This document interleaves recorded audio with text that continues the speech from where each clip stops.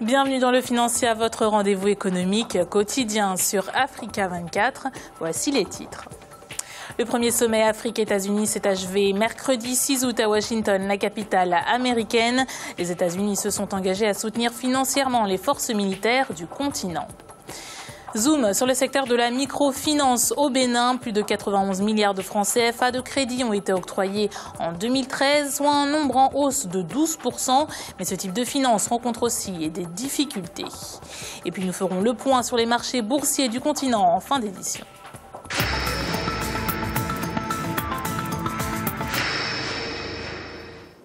La sécurité incarnait le second volet du sommet Afrique-États-Unis qui s'est achevé mercredi à Washington. Le président Barack Obama s'est engagé à fournir plusieurs centaines de millions de dollars pour soutenir les forces de maintien de la paix dans 12 pays africains. La paix sur le continent incarne pour lui un impératif à la croissance économique. Fanny Monichi.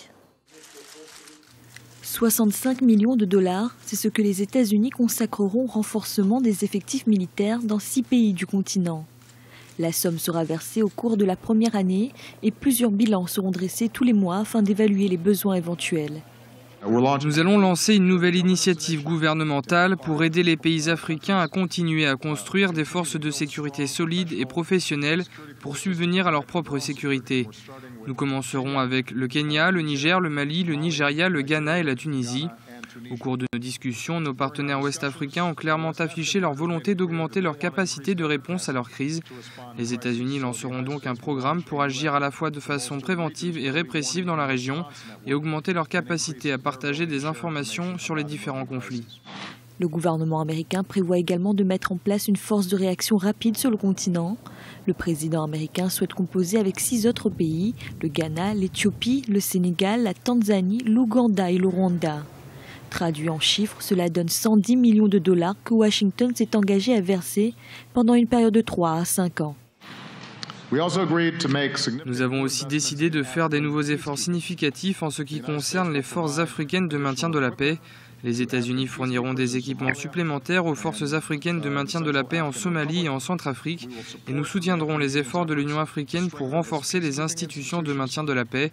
Et surtout, nous lançons une force africaine englobée dans un partenariat de responsabilité qui a pour rôle de déployer rapidement des forces africaines en soutien des forces de l'ONU ou de l'Union africaine. Et nous inviterons des pays extérieurs à l'Afrique à nous rejoindre pour soutenir cet effort, car le monde entier a tout intérêt à ce que la paix règne en Afrique. Une annonce qui vise clairement à concrétiser la force de la CARIC, la capacité africaine de réponse immédiate aux crises pensée par l'Union africaine. Mais en privilégiant la formation des armées africaines, le président américain veut diffuser un autre message. Les forces militaires américaines n'ont pas l'intention de s'installer sur le continent.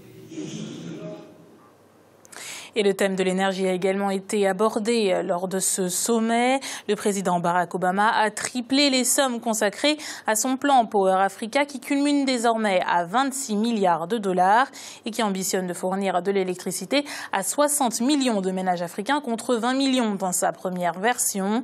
Mais déjà, les premières critiques apparaissent. Elles portent sur le faible nombre de pays concernés. 6 États qui sont l'Éthiopie, le Ghana, le Kenya, le Libéria, le Nigeria et la Tanzanie.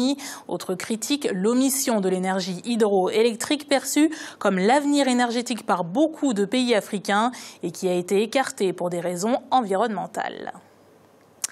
La microfinance rencontrerait-elle des difficultés au Bénin? Selon un rapport de la Banque centrale des États de l'Afrique de l'Ouest, l'encours de crédit octroyé par les systèmes financiers décentralisés a enregistré en mars 2014 une hausse de 12,1% par rapport à l'année précédente. Mais pour certains spécialistes, les mécanismes de recouvrement de ces créances devraient être renforcés.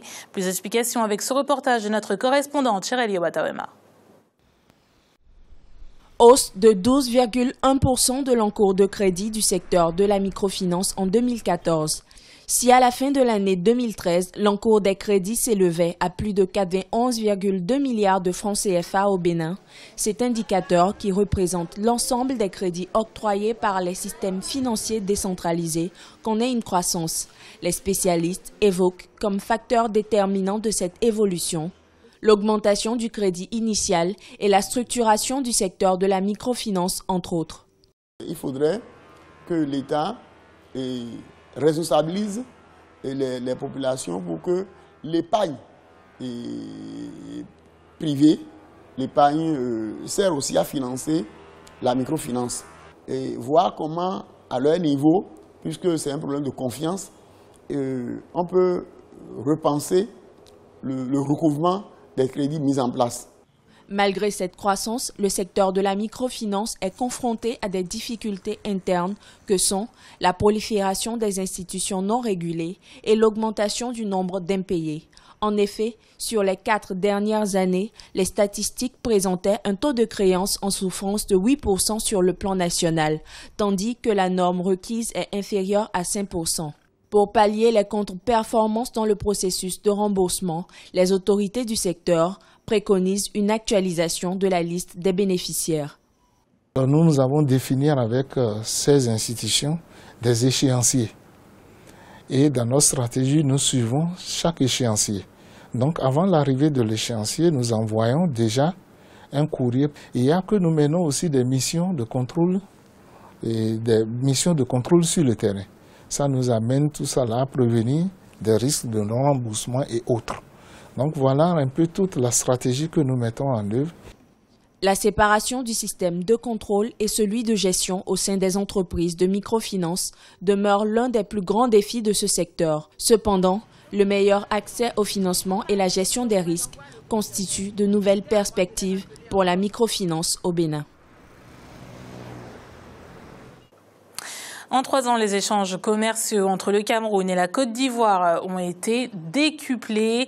De 11 milliards de francs CFA en 2011, ils sont passés à 33 milliards en 2012 pour atteindre les 155 milliards de francs CFA en 2013. L'activité commerciale entre les deux pays a profité de la réactivation de la commission mixte en mars 2014. 10 accords économiques ont ainsi été conclus lors des dernières assises. D'autres opérations bilatérales avaient été organisées, comme la semaine ivoirienne au Cameroun en octobre 2013 qui avait rassemblé une 50aine d'exposants. 6,2 milliards de francs en CFA, c'est le montant du financement accordé par la Banque islamique de développement au Burkina Faso. Cette somme servira à concrétiser le projet hydraulique dans les régions de la boucle du Moon et des Hauts-Bassins. 1600 forages seront réalisés en vue de l'atteinte des objectifs du millénaire pour le développement.